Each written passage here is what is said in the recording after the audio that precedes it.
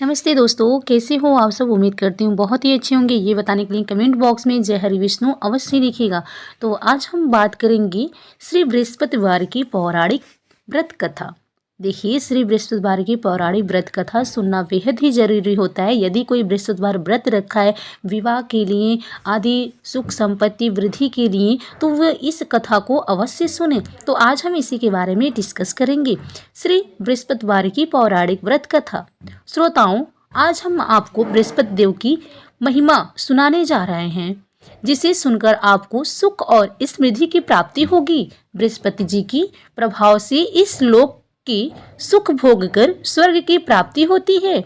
बृहस्पति देव की कृपा आपके परिवार पर बनी रहे। बृहस्पति देव ऐसे ही हैं जैसे जिनके मन में मनोकामनाएं हैं, सभी को पूरे करते हैं। जो सद्भावना पूर्वक बृहस्पतिवार का व्रत करता है एवं कथा पढ़ता है अथवा सुनता है, दूसरों को सुनाता है, बृहस्पति देव उसकी सभी मनोकामनाएं पूरी करते हैं। आइए जानते हैं उसी के बारे में। उससे पहले दोस्तों, यदि आप सब हमारे चैनल पे पहली बार आए हो तो प्लीज़ हमारे चैनल को सब्सक्राइब कर लीजिए। नीचे बेल आइकन बटन है, उसको प्रेस कर दीजिएगा ताकि आने वाले हर एक नोटिफिकेशन वीडियो आप तक सबसे पहले पहुंच सके। तो आइए आज हम सभी को बताएंगे पौराणिक कथाओं के बारे में। दोस्तों, एक लाइक पक्का कीजिएगा, क्योंकि आप सभी का एक लाइक मुझे बहुत ही हिम्मत और प्रेरणा दिलाती है आगे बढ़ने के लिए। तो भगवान बृहस्पति देव उसकी सदैव रक्षा करते हैं। संसार में जो मनुष्य सद्भावना से भगवान जी का पूजन व्रत सच्चे हृदय से करता है, तो उनकी सभी मनोकामनाएं पूर्ण करते हैं। जैसे सच्ची भावना से रानी और राजा ने उसकी कथा का गुणगान किया, तो उनकी सभी इच्छाएं बृहस्पति देव जी ने पूर्ण की थी। इसलिए पूरी कथा जरूर सुनना चाहिए। हृदय से उसका मनन करते हुए जयकारा बोलना चाहिए। बोलो बृहस्पति देव की जय, भगवान विष्णु जी की जय, भगवान विष्णु जी की जय। अथ श्री बृहस्पतिवार व्रत कथा। भारतवर्ष में एक प्रतापी और दानी राजा राज्य करता था। वो नित्य गरीबों और ब्राह्मणों की सहायता करता था। यह बात उसकी रानी को अच्छी नहीं लगती थी। वह न ही गरीबों को दान देती और न ही भगवान का पूजन करती थी, और राजा को भी दान देने से मना किया करती थी। एक दिन राजा शिकार खेलने वन को गए हुए थे, तो रानी महल में अकेली थी। उसी समय बृहस्पति देव साधु वेश में राजा के महल में भिक्षा के लिए गए और भिक्षा मांगी। रानी ने भिक्षा देने से इनकार किया और कहा, हे साधु महाराज, मैं तो दान पुण्य से तंग आ गई हूँ। मेरा पति सारा धन लुटाते रहते हैं। मेरी इच्छा है कि हमारा धन नष्ट हो जाए, फिर न रहेगा बांस न बजेगी बांसुरी। साधु ने कहा, देवी तुम तो बड़ी विचलित हो। धन संतान तो सभी चाहते हैं, पुत्र और लक्ष्मी तो पापी के घर भी होने चाहिए। यदि तुम्हारे पास अधिक धन हो तो भूखों को भोजन दो और प्यासों के लिए ब्याऊ बनाओ, और साथ ही मुसाफिरों के लिए धर्मशाला खुलवाओ। जो निर्धन अपनी कुंवारी कन्याओं का विवाह नहीं कर सकते हैं, उनका विवाह करा दो। ऐसे और कई काम हैं जिनके करने से तुम्हारा यश लोक परलोक में फैलेगा। परंतु रानी पर उपदेश का कोई प्रभाव ना पड़ा। वह बोली, महाराजा आप मुझे कुछ ना समझाएं। मैं ऐसा धन नहीं चाहती जो हर जगह बांटती फिरूं। साधु ने उत्तर दिया, यदि तुम्हारी ऐसी इच्छा है तो तथास्तु। तुम ऐसा करना कि बृहस्पति देव बृहस्पतिवार को घर पीली मिट्टी से अपना सिर धोकर स्नान करना और मिट्टी चढ़ाकर कपड़े धोना। साथ ही ऐसा करने से आपका सारा धन नष्ट हो जाएगा। इतना कहकर वो साधु महाराज वहां से आलोप हो गए, यानी चल पड़े। साधु के अनुसार कई बातों को पूरा करते हुए रानी को केवल 3 बृहस्पतिवार ही बीते थे कि उसकी समस्त धन संपत्ति नष्ट हो गई। भोजन के लिए राजा का परिवार तरसने लगा। तब एक दिन राजा ने रानी से बोला कि हे रानी, तुम यहीं रहो, मैं दूसरे देश को जाता हूँ, क्योंकि वहाँ यहाँ पर सभी लोग मुझे जानते हैं, इसलिए मैं कोई छोटा कार्य नहीं कर सकता। ऐसा कहकर राजा परदेश चला गया। वहाँ वो जंगल में लकड़ी काटकर लाता और शहर में बेचता। इस तरह वो अपना जीवन व्यतीत करने लगा। इधर राजा के परदेश जाते ही रानी और दासी दुखी रहने लगी। एक बार जब रानी और दासी को 7 दिन तक बिना भोजन के रहना पड़ा तो रानी ने अपनी दासी से कहा, हे दासी, पास ही के नगर में मेरी बहन रहती है, वो बड़ी धनवान है, तू उसके पास जा और कुछ ले आ ताकि थोड़ी बहुत गुजर बसर हो जाए। दासी रानी की बहन के पास गई। उस दिन गुरुवार था और रानी की बहन उस समय बृहस्पतिवार व्रत की कथा सुन रही थी। दासी ने रानी की बहन को अपनी रानी का संदेश दिया, लेकिन रानी की बड़ी बहन ने कोई उत्तर नहीं दिया। जब दासी को रानी की बहन से कोई उत्तर नहीं मिला तो वह बहुत दुखी हुई और उसे क्रोध भी आया। दासी ने वापस आकर रानी को सारी बात बता दी। सुनकर रानी ने अपने भाग्य को कोसा। उधर रानी की बहन ने सोचा कि मेरी बहन की दासी आई थी, परंतु मैं उससे नहीं बोली, इससे वो बहुत दुखी हुई होगी। कथा सुनकर और पूजन समाप्त करके वो अपनी बहन के घर आई और कहने लगी, हे बहन, मैं बृहस्पतिवार का व्रत कर रही थी। तुम्हारी दासी मेरे घर आई थी, परंतु जब तक कथा होती है तब तक न तो उठना है और ना ही बोलते हैं, इसलिए मैं नहीं बोली। कहो दासी, क्यों गई थी? रानी बोली, बहन, तुमसे क्या छिपाऊं, हमारे घर में खाने तक को अनाज नहीं था। ऐसा कहते कहते रानी की आंखें भर आई। उसने दासी समेत पिछले 7 दिनों से भूखे रहने तक की बात अपनी बहन को विस्तार पूर्वक सुना दी। रानी की बहन बोली, देखो बहन, भगवान बृहस्पति देव सबकी मनोकामना को पूरी करते हैं। देखो, शायद तुम्हारे घर में अनाज रखा हो। पहले तो रानी को विश्वास नहीं हुआ, पर बहन के आग्रह करने पर उसने अपनी दासी को अंदर भेजा तो उसे सचमुच अनाज से भरा एक गट्ठा मिल गया। ये देखकर दासी को बड़ी हैरानी हुई। दासी रानी से कहने लगी, हे रानी, जब हमको भोजन नहीं मिलता तो हम व्रत ही तो करते थे, इसलिए क्यों न इनमें व्रत और कथा की विधि पूछ ली जाए ताकि हम भी व्रत कर सकें। तब रानी ने अपनी बहन से बृहस्पतिवार व्रत के बारे में पूछा।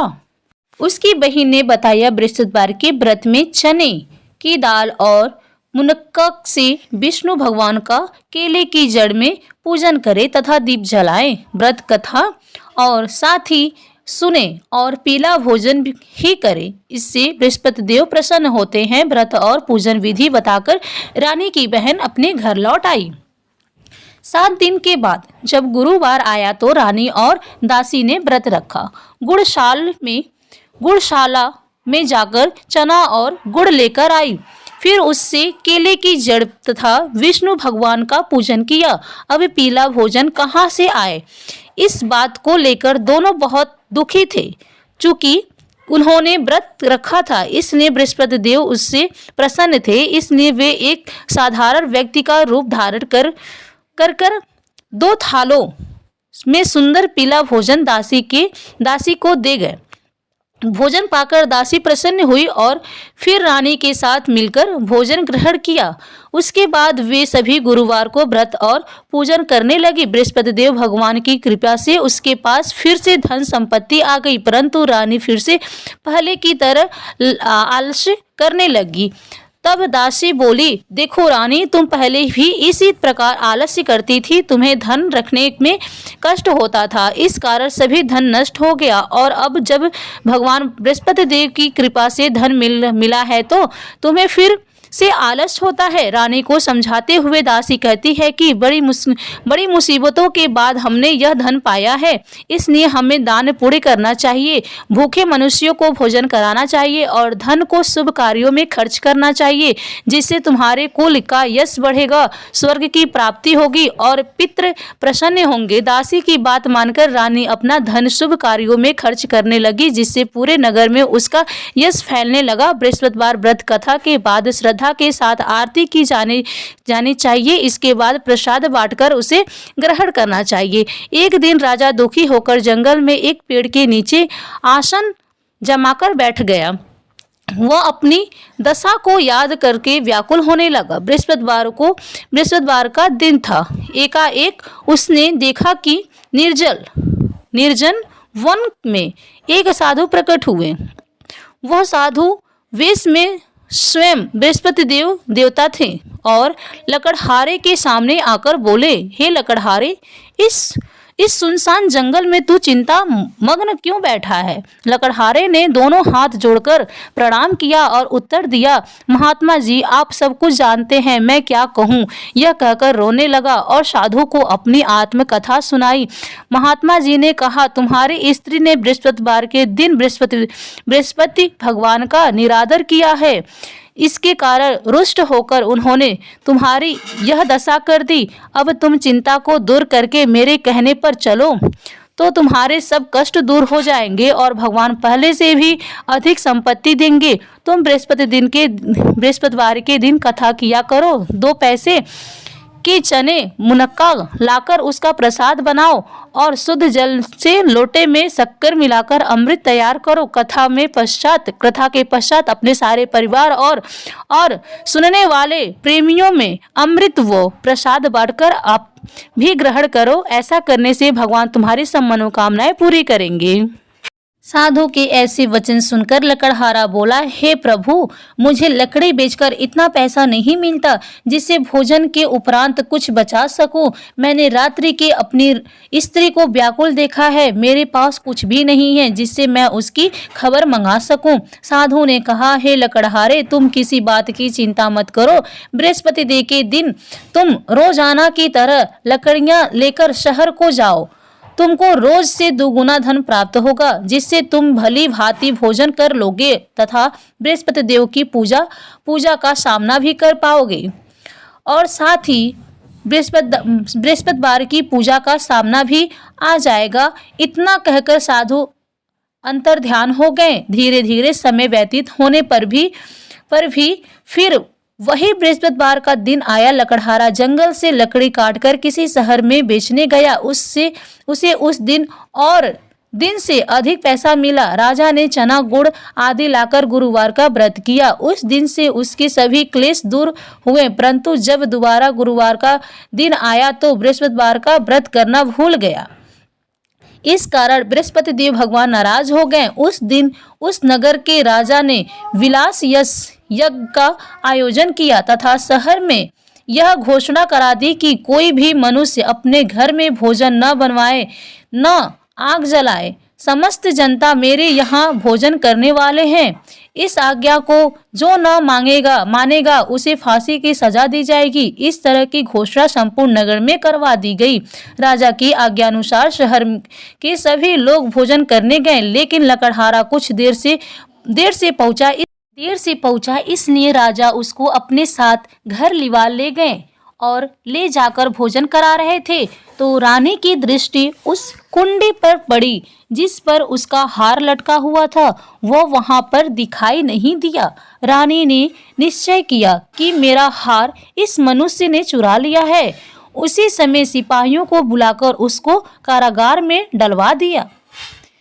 जब लकड़हारा कारागार में पड़ गया और बहुत दुखी होकर विचार करने लगा कि न जाने कौन से पूर्व जन्म के कर्म से मुझे यह दुख प्राप्त हुआ है, और उसी साधु को याद करने लगा जो कि जंगल में मिला था। उसी समय तत्काल बृहस्पति देव साधु के रूप में प्रकट हुए और उसकी दशा को देखकर कहने लगे, अरे मूर्ख, तूने बृहस्पति देव की कथा नहीं करी, इस कारण तुझे दुख प्राप्त हुआ है। अब चिंता मत कर। बृहस्पतिवार के दिन कारागार के दरवाजे पर 4 पैसे पड़े मिलेंगे।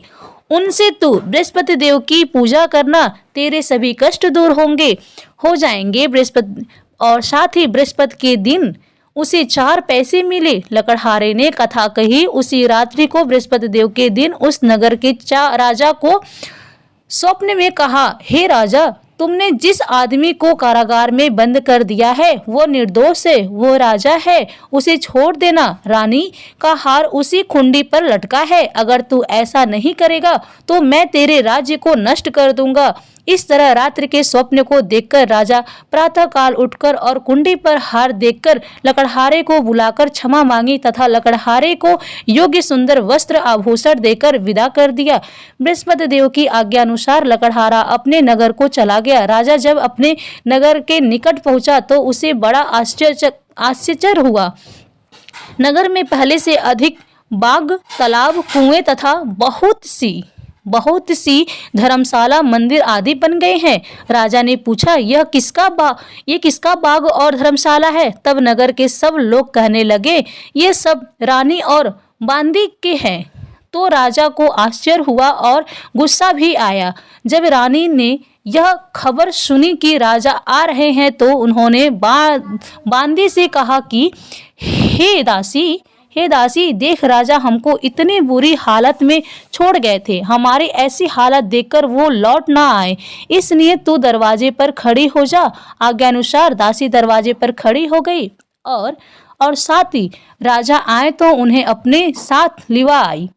तब राजा ने क्रोध करके अपनी रानी से पूछा कि यह धन तुम्हें कैसे प्राप्त हुआ है? तब उन्होंने कहा, हमें यह सब धन बृहस्पति देव के इस व्रत के प्रभाव से प्राप्त हुआ है। राजा ने निश्चय किया कि 7 रोज बाद तो सभी बृहस्पति देव का पूजन करते हैं, परंतु मैं प्रतिदिन में 3 बार कहानी तथा रोज व्रत किया करूंगा।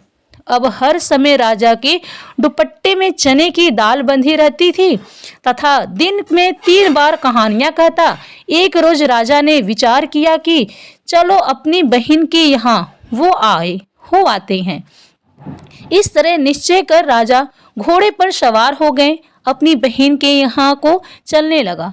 मार्ग में उसने देखा कि कुछ आदमी एक मुर्दे को लिए जा रहे हैं। उन्हें रोककर राजा कहने लगा, अरे भाइयों, मेरी बृहस्पति देव की कथा सुन लो। वे बोले, लो, हमारा तो आदमी मर गया है, इसको अपनी कथा की पड़ी है। परंतु कुछ आदमी बोले, अच्छा कहो, हम तुम्हारी कथा भी सुनेंगे। राजा ने दाल निकाली और सब कथा आधी हुई थी कि मुर्दा हिलने लग गया। और जब कथा समाप्त हो गई तो राम राम कह के मनुष्य उठकर खड़ा हो गया।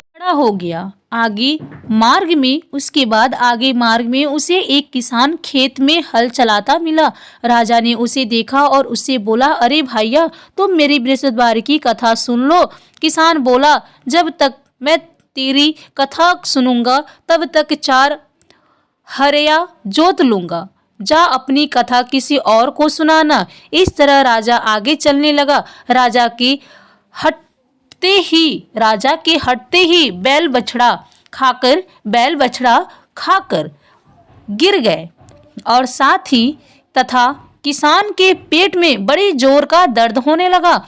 उस समय उसकी माँ रोटी लेकर आई। उसने जब यह देखा तो अपने पुत्र से सब हाल पूछा और बेटे ने सभी हाल कह दिया। तो बुढ़िया दौड़ी दौड़ी उस घुड़सवार से पास आई और उससे बोली कि मैं तेरा कथा सुनूंगी, तू अपनी कथा मेरे खेत पे चढ़कर ही सुनाना, तो मैं वहीं पे कथा सुनूंगी। तो राजा उस बुढ़िया के साथ गया उसकी खेत पे कहने लगा और बुढ़िया ने खेत पर ही जाकर कथा कही और सुनी, जिससे सुनते ही वह बैल उठकर खड़ा हुआ तथा किसान के पेट का दर्द भी बंद हो गया। राजा अपनी बहन के घर पहुंचा। बहन ने भाई की खूब मेहमानी की। दूसरे रोज प्रातःकाल राजा जगा तो वो देखने लगा कि सब लोग भोजन कर रहे हैं। राजा ने अपनी बहन से कहा, ऐसा कोई मनुष्य है जिसने भोजन नहीं किया हो? मेरी बृहस्पतिवार की कथा सुन ले। बहन बोली, हे भैया, यह देश ऐसा ही है कि पहले यहाँ लोग भोजन करते हैं, बाद में अन्य काम करते हैं। अगर कोई पड़ोस में हो तो देखाओ। वह ऐसा कहकर देखने चली गई, परंतु उसे कोई ऐसा व्यक्ति नहीं मिला जिसने भोजन न किया हो। अतः वह एक कुम्हारा के घर गई जिसका लड़का बीमार था। उसे मालूम हुआ कि उसने यहाँ 3 रोज से किसी ने भोजन नहीं किया है। रानी ने अपने भाई की कथा सुनने के लिए कुम्हार से कहा। वह तैयार हो गया। राजा ने जाकर बृहस्पतिवार की कथा कही, जिसको सुनकर उसका लड़का ठीक हो गया। अब तो राजा की प्रशंसा होने लगी। एक रोज राजा ने अपनी बहन से कहा कि हे बहन, हम अपने घर को जाएंगे, तुम भी तैयार हो जाओ। राजा की बहन ने अपनी सास से कहा। सास ने कहा, हाँ चली जा, परंतु अपने लड़कों को मत ले जाना, क्योंकि तेरे भाई की कोई औलाद नहीं है। बहन ने अपने भाई से कहा, हे भाई, मैं तो चलूंगी, पर कोई बालक नहीं जाएगा। राजा बोला, जब कोई बालक नहीं चलेगा तब तुम ही क्या करोगी। बड़े दुखी मन से राजा अपने नगर को लौट गया। राजा ने अपनी बहन से कहा, हम निर्वंशी हैं, हमारा मुख देखने का धर्म नहीं है और कुछ भोजन आदि नहीं किया। रानी बोली, हे प्रभु, बृहस्पति देव के दिन ने हमें सब कुछ दिया है, वह हमें औलाद अवश्य देंगे। उसी रात को बृहस्पति देव ने राजा से प्रसन्न होकर और प्रसन्न में कहा, हे राजा, उठ, सभी सोच त्याग दे और तेरी रानी गर्भ से है। राजा की यह बात सुनकर बड़ी खुशी हुई। 9वें महीने में उसके गर्भ से एक सुंदर पुत्र पैदा हुआ। जब राजा बोला, हे रानी, स्त्री बनी बिना भोजन के रह सकती है, पर बिना कहे नहीं रह सकती। जब मेरी बहन आवे तो उससे कुछ कहना मत। रानी ने सुनकर कहा, कर दिया। जब राजा की बहन से यह शुभ समाचार सुना तो वो बहुत खुश हुई तथा बधाई लेकर अपने भाई के यहाँ आई। तभी रानी ने कहा, घोड़ा चढ़कर तो नहीं आई, गधा चढ़ी आई। राजा की बहन बोली, भाभी, मैं इस प्रकार न कहती तो तुम्हें औलाद कैसे मिलती। बृहस्पति देव ऐसे ही हैं, जैसे जिसके मन में मनोकामनाएं हैं सभी को पूरे करते हैं। जो सद्भावना पूर्वक बृहस्पतिवार का व्रत करता है एवं कथा पढ़ता है अथवा सुनता है, दूसरों को सुनाता है, बृहस्पति देव उसकी सभी मनोकामनाएं पूर्ण करते हैं। बृहस्पतिवार भगवान बृहस्पति देव उसकी सदैव रक्षा करते हैं। संसार में जो मनुष्य सद्भावना से भगवान की पूजन व्रत सच्चे हृदय से करते हैं तो उनकी सभी मनोकामनाएं पूरी करते हैं। इसी तरीके से जैसे सच्ची भावना से रानी और राजा ने उसकी कथा का गुणगान किया तो उसकी सभी इच्छाएं बृहस्पति देव जी ने पूरी की थी। इसीलिए पूरी कथा सुनने के बाद प्रसाद लेकर जाना चाहिए और साथ ही हृदय से उसका मनन करते हुए जाकर बोलना चाहिए, बोलो ब्रहस्पति देव की जय, भगवान विष्णु की जय। इस तरीके से बृहस्पति देव की दूसरी कथा भी प्रचलित काल में एक ब्राह्मण रहता था। वो बहुत निर्धन था, उसके कोई संतान नहीं थे। उसकी स्त्री भी बहुत मलिनता के साथ रहती थी। वो स्नान न करती, किसी देवता का पूजन न करती। इससे ब्राह्मण देवता बड़े दुखी थे। बेचारे बहुत कुछ कहते थे किंतु उसका कुछ परिणाम न निकला। भगवान की कृपा से ब्राह्मण की स्त्री ने कन्या रूपी रत्न पैदा हुई। कन्या बड़ी होने पर प्रातः स्नान करके विष्णु भगवान का जाप वो बृहस्पतिवार का व्रत करने लगी और अपने पूजन पाठ को समाप्त करके विद्यालय जाती, जो तो अपनी मुट्ठी में जो भर के ले जाती और पाठशाला के मार्ग में डालती जाती। तब ये साथी जो जौ ले जाती थी, जौ स्वर्ण के हो जाते। लौटते समय उनको बीन कर घर ले आती थी। एक दिन वह बालिका सूप में उस सोने के जौ को फटककर साफ कर रही थी कि उसके पिता ने देख लिया और कहा, हे बेटी, सोने के जौ के लिए सोने का सूप होना चाहिए। दूसरे दिन बृहस्पतिवार था। इस कन्या ने व्रत रखा और बृहस्पति देव के प्रार्थना करके कहा, मैंने उनकी पूजा सच्चे मन से की है, तो सच्चे मन से की हो तो मेरे लिए सोने का सूप दे दो। बृहस्पति देव ने उसकी प्रार्थना स्वीकार कर ली। रोजाना की तरह वह कन्या जो फहराती हुई जाने लगी। जब लौटकर जो बीन रही थी तो बृहस्पति देव की कृपा से सोने का सूप मिला। उसे वो घर ले आई और उसमें जौ साफ करने लगी, परंतु उसकी माँ का वही ढंग रहा। एक दिन की बात है कि वह कन्या सोने की सूप में जौ साफ कर रही थी। उस समय उस शहर का राजपुत्र वहां से होकर निकला। इस कन्या के रूप और कार्य को देखकर मोहित हो गया तथा उसने घर आकर भोजन तथा जल त्याग कर उदास होकर लेट गया। राजा को इस बात का पता लगा तो अपने प्रधानमंत्री के साथ उसके पास गए और बोले, हे बेटा, तुम्हें किस बात का कष्ट है? किसी ने अपमान किया है अथवा और कारण हो सो कहो, मैं वही कार्य करूंगा जिससे तुम प्रसन्न हो। उनके पिता की राजकुमार ने बातें सुने तो वह बोला, मुझे आपकी कृपा से मेरी बात दुखी नहीं है और साथ ही किसी ने मेरी अपमान नहीं किया, परंतु मैं उस लड़की के विवाह करना चाहता हूँ जो सोने के सूप में जौ साफ कर रही थी। यह सुनकर राजा आश्चर्य में पड़ गए और बोला, हे बेटा, इस तरह की कन्या का पता तुम्हारे लगाओ, इस कन्या का पता तुम ही लगाओ, मैं उसके साथ तेरा विवाह अवश्य ही करूंगा। दोस्तों, आगे की कहानी जानने से पहले प्लीज़ जिस किसी ने हमारे चैनल को अभी तक सब्सक्राइब नहीं किया, लाइक नहीं किया, वो प्लीज़ एक लाइक कर दे और सब्सक्राइब करें। मुझे ज़्यादा से ज़्यादा सपोर्ट कीजिए। आप सभी का एक लाइक मुझे बहुत ही हिम्मत और प्रेरणा दिलाती है ये जानने के लिए कि राजकुमार ने उस लड़की से विवाह कर पाया कि नहीं। राजकुमार ने उस लड़की के घर पर पता, साथ ही राजकुमार ने उस लड़की के घर का पता बतलाया। तब मंत्री उस लड़की के घर गए और ब्राह्मण देवता को सभी हाल बताया। ब्राह्मण देवता राजकुमार के साथ अपनी कन्या का विवाह करने के लिए तैयार हो गए तथा विधि विधान के अनुसार ब्राह्मण की कन्या का विवाह राजकुमार के साथ हो गया। कन्या के घर से जाते ही पहले की भांति उस ब्राह्मण देवता के घर में गरीबी का निवास हो गया। अब भोजन के लिए भी अन्न बड़ी मुश्किल से मिलता था। एक दिन दुखी होकर ब्राह्मण देवता अपनी पुत्री के पास गए। बेटी ने पिता की दुखी अवस्था को देखा और अपनी माँ का हाल पूछा। तब ब्राह्मण ने सभी हाल कहा। कन्या ने बहुत सा धन देकर उसने पिता को विदा कर दिया। इस तरह ब्राह्मण का कुछ समय सुखपूर्वक व्यतीत हुआ। कुछ दिन बाद फिर वही हाल हो गया। ब्राह्मण फिर अपनी कन्या के यहाँ गया और सारा हाल कहा तो लड़की बोली, हे पिताजी, आप माताजी को कहा यहाँ लिवाओ, मैं उसे विधि बता दूंगी जिससे गरीबी दूर हो जाएगी। वो ब्राह्मण देवता अपनी स्त्री को साथ लेकर पहुंचे तो अपनी माँ को समझाने लगी, हे माँ, तुम प्रातःकाल प्रथम स्नान आदि करके विष्णु भगवान की पूजन करो तो सब दरिद्रता दूर हो जाएगी। परंतु उसकी माँ ने एक भी बात नहीं मानती और प्रातःकाल उठकर अपनी पुत्री के बच्चों की जूठन को ही खा लिया, जिससे उसकी पुत्री को भी बहुत गुस्सा आया और एक रात को कोठरी से सभी सामान निकाल दिया और अपनी माँ को उससे बंद कर दिया।